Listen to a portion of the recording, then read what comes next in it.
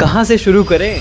देखो, मुझे तो कल बस इतना समझ में आया कि इतने सारे बैटर्स इतनी अच्छी इंटेंट से बल्लेबाजी कर रहे थे क्योंकि उनको एक पॉइंट प्रूव करना था, फिर चाहे हमारे विराट कोहली हो या फिर रविंद्र सर जडेजा हो। लेकिन फिर बीच में आते हैं खलील अहमद भाई, और उन्होंने जिस इंटेंट से 18 गेंदों पे 60 के ऊपर रन खाए हैं, किसी बल्लेबाज के 60 के ऊपर रन इस स्ट्राइक रेट से नहीं है। भाई ने 18 गेंद पर 65 खा लिए, जो कि T20 हिस्ट्री में 3 या फिर उससे कम ओवर डालकर इतने बेहतर रिकॉर्ड रखने वाले अब एकमात्र खिलाड़ी और सबसे बेस्ट खिलाड़ी बन गए हैं। और यार, कल मैं ऐसे ही मैच खत्म होने के बाद सीएसके फैंस का थोड़ा सा हाल पड़ रहा था, तो वो लिख रहे थे कि यार देखो, पता तो हमें तभी था कि हम मैच हार जाएंगे जब 180 के प्लस आप खा गए थे और उसमें रोमारियो दानो जाग भी गया था। लेकिन उसके बाद थोड़ा सा ऑप्टिमिज्म जब हमारे अंदर आया कि क्या पता जीत जाए, तो हमने ये देखा कि उनका नंबर 7 रोमारियो शेफर्ड था और हमारा दीपक हुड्डा। अब इससे बड़ा रीजन और क्या चाहिए? ये देखने के बाद तो हमारी सोच भी जीत के सोच से डर रही थी, पर साला तुम इतना क्लोज ले जाकर फिर हार जाओगे, ये भी किसी ने ना सोची थी। तो कैसे एक स्टेज पर सीएसके के 80% से भी ज्यादा इस मुकाबले के जीत के चांसेस होने के बावजूद भी आरसीबी ने इस मुकाबले को अपना बना लिया, एक बार फिर से चलिए जानते हैं आज की वीडियो।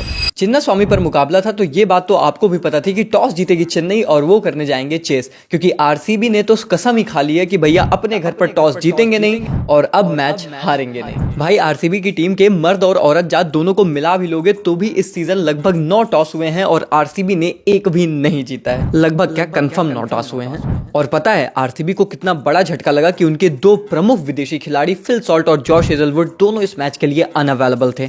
शायद वहीं पर सीएसके को उम्मीद आई थी कि ये सीएसके का मैच होना चाहिए, लेकिन सोचोगे तुम तो अब रियलाइज करोगे कि आरसीबी अपने 2 सबसे प्रमुख खिलाड़ियों के बिना भी अपने घर पर सीएसके को परास्त कर दी। भाई, ये टीम नेक्स्ट लेवल क्रिकेट खेल रही है। अब दिल्ली के खिलाफ मुकाबले में कोहली ने मुकाबला भले जीता था, पर उनके इंटेंट पर बड़े सवाल उठाए गए। तो इस मुकाबले में तुम्हें पता है कि कंपलसरी किंग कोहली को जवाब तो देना ही था, तो उन्होंने जड़ दिए 62 रन और वो भी 187 के स्ट्राइक रेट से, और उनका साथ दिया जैकब बैथल ने, जो कि फिल सॉल्ट के रिप्लेसमेंट के तौर पर आए थे, और बना दिए 55 रन 166 के स्ट्राइक रेट से। और मैं यहां पर एक बात बोलूंगा, मैं कुछ जिंक्स नहीं करना चाहता, लेकिन जब टीम के डेस्टाइन्ड होती है कुछ बहुत बड़े करिश्मे करने के लिए, तो कुछ ऐसे चमत्कार होते हैं। I mean, Phil Salt injury की वजह से नहीं खेलते हैं तो जैकब बैथल आते हैं। आपको लगता है कि शायद ये टीम कमजोर होगी, पर ये बंदा उस बंदे से 19 तो बिल्कुल नहीं है, कभी कभी 21 भले निकल जाए। तो बात यह है कि जो भी आप कर रहे हो साला, सब अगर स्पेशल ही हो रहा है तो इसका मतलब यह है कि ये साल भी स्पेशल हो सकता है। और यार, विराट के बारे में तो मैं बस इसी चीज का सबसे बड़ा फैन हूं कि ये बंदा चुन चुन के रिवेंज लेता है, फिर चाहे इसके पहले केएल राहुल और दिल्ली हो और अब खलील अहमद।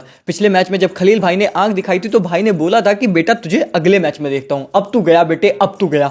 और इस मुकाबले में इस बंदे को लेफ्ट, राइट एंड सेंटर मारा। इनफैक्ट कोहली भाई ने तो मारा ही, और उसके बाद रोमारियो ने जो मार मार के इसकी लाल की है, वो मंजर तो खौफनाक था। पर वही आरसीबी जिसके 10 ओवर में लगभग 97 थे और 12 ओवर में 121, अचानक से विराट के विकेट गिरने के बाद ये पूरी टीम बिखरती नजर आई और लगा कि सीएसके का कमबैक हो गया है, क्योंकि 12 ओवर में 121 तक पहुंचने वाली आरसीबी 18 ओवर तक मात्र 159 पर पहुंच पाई थी, जिसका मतलब यह था कि पिछले अपने 7 ओवर में आरसीबी ने मात्र 45 रन बनाए थे और 4 विकेटें गंवाई थी। मोमेंटम पूरी तरीके से सीएसके के पक्ष में था और लग रहा था कि इस बार तो ये चाहे तो 180 के भी नीचे रोक सकते हैं, जिसका मतलब तो सीएसके की जीत होता ही है। लेकिन फिर आता है चेन्नई के खिलाफ उनका वर्स्ट नाइटमेयर, यानी कि काली शक्तियां। फिर चाहे इसके पहले पोलार्ड रहे हो और अब रोमारियो शेफर्ड।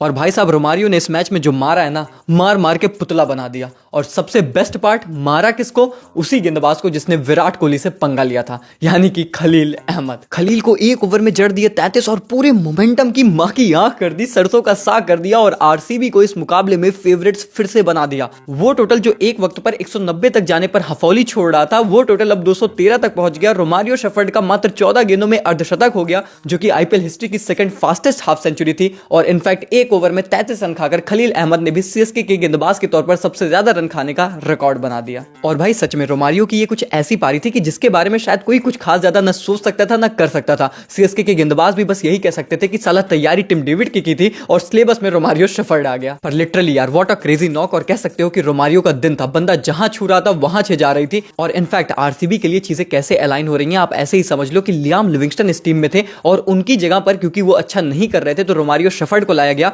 और भाई साहब, ये बंदा जो अपग्रेड साबित हुआ है कि मुझे लगता है लियाम लिविंगस्टन का इसके बाद आईपीएल में कोई ग्रेड ही नहीं बचेगा। और एक आरसीबी फैन होने के नाते क्या तुम्हें पता है कि लियाम लिविंगस्टन के लिए आपकी टीम 8.75 करोड़ दे रही थी और रोमारियो 1.5 करोड़ में आए हैं। और काम वो करके चले गए जिसका सपना आरसीबी फैंस को जितेश शर्मा ने दिखाया था और जिसकी उम्मीद लियाम लिविंगस्टन से टीम ने लगाई थी, पर एक्चुअली में इस टीम के लिए डेलावर, रोमारियो शेफर्ड और टिम डेविड ने किया है। खैर खलील के लिए मैं एक बात जरूर कहूंगा कि मुझे लगता है it was just a bad day, क्योंकि पूरे सीजन सीएसके के लिए one of the best bowler रहा है वो इस टूर्नामेंट में। तो डेफिनेटली उस बंदे का दिन नहीं था। और वैसे भी अगर आप शेफर्ड जैसे दैत्य के हत्थे चढ़ जाओगे तो फिर इसमें कोई कुछ खास क्या ही कर सकता है। खैर पता है, रोमारियो की इस पूरी मार के दौरान मेरा जो ध्यान था वो इस बात पर था कि जब खलील भाई पेले जा रहे थे तो दीपक हुड्डा भाई जाकर उनका मनोबल बढ़ा रहे थे। और मैं सोच रहा था कि वो मनोबल कैसे ही बढ़ा रहे होंगे। शायद यही कह सकते हैं कि बेटा अगर तुझे ये लग रहा है कि तेरे ज्यादा बुरे दिन है तो एक बार मेरे बारे में सोच लियो। ये जो तू 200 प्लस खा रहा है इसके लिए नंबर 7 पर इस टीम ने मुझे चुना है। तो तू ऐसे ही समझ ले कि कौन आखिर ज्यादा पेला जाएगा। खैर अब आरसीबी के 213 बन चुके थे और शायद हर एक समझदार व्यक्ति को यह बात समझ में आ गई थी कि सीएसके को इस चेज में कम से कम 2 बार चेस करना पड़ेगा अगर ये मुकाबला जीतना है। पर यह बात 17 साल के लड़के आयुष को नहीं समझनी थी, क्योंकि वो बंदा एक नया इतिहास रचना चाहता था और आता है प्रॉपर इंटेंट के साथ। शुरू के 2 ओवर दोनों ओपनर्स टाइम लेते हैं और उसके बाद दोनों पारी पारी अटैक करना शुरू करते हैं। और इनफैक्ट जो काम रोमारियो शेफर्ड ने खलील के साथ किया था ऑलमोस्ट वही सेम काम आयुष 1 ओवर में भुवी के साथ कर जाता है। एंड स्टिल याद रखना कि भुवी इंडियन T20 हिस्ट्री के वन ऑफ द बेस्ट गेंदबाज हैं और आयुष मात्र 17 साल का लड़का है। भाई उस बंदे ने सिंगल हैंडेडली ये होप जगा रखी थी सीएसके की कि जो काम आप 2019 से नहीं कर पाए, इनफैक्ट इतना हाईएस्ट टोटल तो आप हिस्ट्री में चेज नहीं कर पाए, वो मैं करके देता हूं। और यार मुझे आयुष मात्रे की सबसे बेहतर बात ये लगी ना कि ये बंदा ब्लाइंड स्लॉगर नहीं है। हम वैभव की बहुत बात करते हैं उनकी उम्र को लेकर, पर रियलिटी यह है कि आयुष भी 17 साल के ही हैं, ओरिजिनल वाले 17 साल। और उसके बाद जिस तरीके की परफॉर्मेंस इस बंदे ने इस मुकाबले में की थी ना, कोई ब्लाइंड स्लॉगिंग नहीं थी बल्कि मैच्योरिटी से पारी खेल रहे थे, कैपिटलाइज कर रहे थे, अच्छे शॉट्स खेल रहे थे, क्लासिकल शॉट्स खेल रहे थे। और इसीलिए मुझे इस बंदे को देखकर लगा कि ये बंदा ऑल फॉर्मेट प्लेयर है। ये कोई T20 का ब्लाइंड स्लॉगर नहीं है कि आएगा मारेगा घुमाएगा। ये बंदा क्लास प्लेयर बनेगा। और आयुष और जडेजा की ये इनक्रेडिबल और हिस्टोरिक पार्टनरशिप की ही बदौलत ऐसा हुआ था कि आरसीबी के जीत के चांसेस मात्र 20% बचे थे, क्योंकि 16 ओवर तक 170 पर पहुंच चुकी थी चेन्नई और उनके पास 8 विकेट अभी भी हाथ में थे। पर थाला, अंपायर और Rajat Patidar had other plans. अब थाला ने तो खुद ही बोल दिया ना भाई कि यार ये हार मेरी वजह से थी, क्योंकि ये मुकाबला मुझे फिनिश करना चाहिए था, मुझे 1-2 शॉट्स और एक्स्ट्रा खेलने चाहिए थे, मैंने नहीं खेले। इनफैक्ट उनको तो फुल टॉसेस भी मिली थी। पर अंपायर साहब के क्या कहने, अंपायर साहब तो ब्लेम लेने को तैयार भी नहीं है। हाँ, पर इससे आरसीबी फैंस का बस ये नुकसान हुआ है कि वो जो अब तक एमआई को बड़े आसानी से ब्लेम करके निकल जाते थे, अब वो काम नहीं कर पाएंगे। क्योंकि भैया नितिन मेनन साहब आपने ये क्या किया। अब देखो आयुष आउट हुआ था और ब्रेविस एक ऐसा खिलाड़ी था जो आसानी से इस मैच को स्टिल अंडर कंट्रोल रख सकता था, पर अगली ही गेंद पर एक फुल टॉस गेंद पड़ती है जो क्लियरली लेग स्टंप मिस कर रही थी, पर लुंगी एनगीडी की इस गेंद को अंपायर ने आउट दिया। दोनों बल्लेबाज देखते ही नहीं है, वो रन भागते रहते हैं और जब वो देखते हैं कि उन्होंने आउट दिया है तो फिर वो रिव्यू के लिए जाते हैं। पर याद रखना कि इस बीच में हमारी टीवी स्क्रीन पर तो कभी वो टाइमर चला नहीं। लोग बोल रहे हैं कि वो टाइमर स्टेडियम में चला था। मेरे भाई अगर वो स्टेडियम में चला था तो अगर ब्रेविस ने रिव्यू टाइम पर नहीं लिया तो ये ब्रेविस की गलती है, लेकिन अगर वो टाइमर स्टेडियम में भी नहीं चला था तो मैं कहता हूं कि किसी भी कीमत पर डेवाल्ड ब्रेविस आउट नहीं थे। और ये बहुत ही गलत डिसीजन था, क्योंकि पहले तो अंपायर ने एक बहुत ही ब्लाइंड गलती की जो कि क्लियरली नॉट आउट दिख रहा था बच्चे को, और उसके बाद उसको रिव्यू भी ना करने देना, दैट वॉज जस्ट क्रेजी। और उसके पीछे का मेरा लॉजिक बहुत क्लियर है कि टेक्नोलॉजी आप इस्तेमाल करते क्यों हो। टेक्नोलॉजी इस्तेमाल इसलिए होती है ताकि डिसीजंस और सही किए जा सके। तो जब आपको क्लियरली दिख रहा है कि ये डिसीजन गलत है तो इसको सही करने के लिए ही तो टेक्नोलॉजी है ना।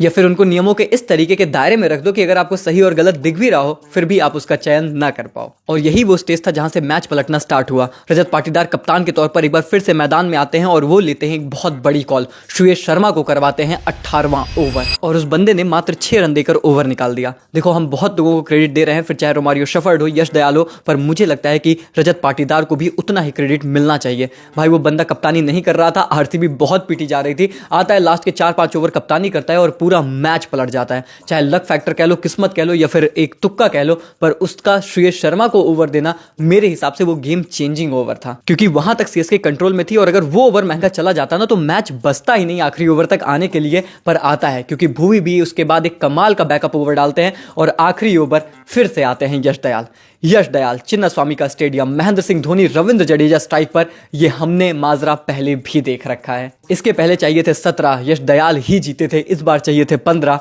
जीते फिर भी यश दयाल। पता है हम इसे इस तरीके से देख रहे हैं कि बंदे ने 15 ओवर अंत के ओवर में बचाए, जो कि मुझे लगता है कि बहुत पॉसिबल लगते हैं बचाने में। पर अगर आप इसे इस दृष्टिकोण से देखेंगे कि बंदे ने एक नो बॉल डाली जिस पर वो 6 खाया और उसके बाद सीएसके को जीत के लिए 3 गेंदों पर मात्र 6 रन चाहिए थे, उसके बावजूद भी अगर आरसीबी 2 रनों से जीत गई, अब आपको समझ में आएगा कि उस बंदे ने कितना क्रेजी ओवर डाला है। एक छक्के ने भले वर्ल्ड कप न जिताया हो, पर यश दयाल की ये आखिरी 3 गेंदों ने आरसीबी को 2 पॉइंट्स और क्वालिफिकेशन दोनों जरूर दिला दिया। और ऐसा पहली बार हुआ है आईपीएल हिस्ट्री में कि आरसीबी ने सीएसके को लीग स्टेज के दोनों मुकाबले हरा दिए। और वो ट्रेंड फिर से कंटिन्यू रहा कि इस सीजन बहुत से इतिहास बनाए जा रहे हैं और सीएसके के गेंदबाज और उनके इतिहास दोनों तोड़े जा रहे हैं। और सच में भाई, यश दयाल की स्टोरी तो हमें यही बता रही है कि साला अब हम वो लिपड़ू चिपड़ू गेंदबाज नहीं रहे कि हमें पड़ेंगे 5 छक्के। अब बेटा चाहे 17 बचाने हो, चाहे 15 बचाने हो, चाहे वर्ल्ड का बेस्ट फिनिशर हो, चाहे जो खड़ा हो, जीतेगा तो थारा भाई। देखो, आरसीबी ने इस मुकाबले में वैसे बहुत ब्लंडर किए हैं जिनको शायद आप छुपा भी नहीं पाओगे। शायद इसी वजह से सीएसके इतना क्लोज आई, वरना सीएसके इस सीजन कोई इतनी स्ट्रॉन्ग टीम है भी नहीं कि इतने क्लोजेस्ट मैचेस ला भी पाती। लेकिन सवाल तो सीएसके के फैंस के मन में अभी भी यही होगा कि रविंद्र जडेजा आपका फिनिशर के तौर पर खिलाड़ी अगर वहां पर खड़ा था और फिर भी आप मुकाबला हार गए, आप 3 गेंदों पर 6 नहीं बना पाए, जबकि शिवम दुबे और जडेजा दोनों को वो 3 गेंदें फेस करने को मिली थी। तो सवाल आपसे है, शायद सामने वाली टीम नहीं जीती है, आप ज्यादा हार के जिम्मेदार हैं। खैर, ऐसा ही कुछ सीजन ही रहा है आरसीबी का कि भाई ये टीम ना हार के मुंह से जीत छीन ले रही है। और मुझे तो लग रहा है कि इस सीजन कुछ क्रेजी होने वाला है, जिसके बारे में मैंने कई बार आपको बता रखा है। हालांकि मैं आरसीबी फैंस की दरख्वास्त करूंगा, ज्यादा नहीं सोचना है, ज्यादा आगे नहीं बढ़ना है, 1 गेम एट अ टाइम, बात ही नहीं करनी है भाई। तुम पंजाब छोड़ो, तुम हैदराबाद की बात करो, चेन्नई की बात करो, लेकिन तुम भैया आरसीबी अपने बारे में बात मत करो। एकदम चुपचाप रहने का, सीधा आगे बढ़ने का, क्वालिफिकेशन हो गया, टॉप 2 देखने का, फाइनल खेलने का, बाकी तुम समझदार हो आगे क्या करने का, ज्यादा डिस्कस नहीं करने। पर हाँ, आज का मैच जरूर डिस्कस करने का, क्योंकि मुकाबला है केकेआर और राजस्थान के बीच, और आपको जानना है कि मेरी प्रेडिक्शंस इस मुकाबलों को लेकर क्या है। ईडन गार्डन में मुकाबला है, केकेआर के लिए डू और डाई है, तो उनके लिए अब सारे रसल मसल सबको चलने पड़ेंगे। मुझे लगता है केकेआर जीत के साथ शुरुआत करेगी, ये मुकाबला अपने घर पर जीतेंगे। बात रही पंजाब और लखनऊ की, तो मुकाबला होगा खूबसूरत मैदान धर्मशाला में, और यहां पर हमने देखा है कि तेज गेंदबाजों को ठीक ठाक मदद मिलती है, शुरू में बल्लेबाजों को धर्म संकट आता है। एक नई पिच है, नई कंडीशंस हैं, तो देखना रहेगा कि किस तरीके की कंडीशन सर्व की जाती हैं, उस पर मैच बहुत कुछ डिफाइन हो सकता है। पर मुझे लगता है कि जिस तरीके की फॉर्म पंजाब के पास है, वो ये मुकाबला जीतेंगे। बाकी आपको क्या लगता है दोस्तों कि दोनों मैचेस में कौन मुकाबला जीतने वाला है, मुझे कमेंट्स में बताइए। वीडियो पसंद आई तो लाइक मारिए, चैनल को कर दीजिए सब्सक्राइब, और बाकी टेलीग्राम पर आ जाओ, फाइनल प्रेडिक्शन वहीं पर मिलती है, मैच के टाइम पर बातचीत वहीं पर होती है। आपको लिंक मिलेगा डिस्क्रिप्शन और कमेंट्स में।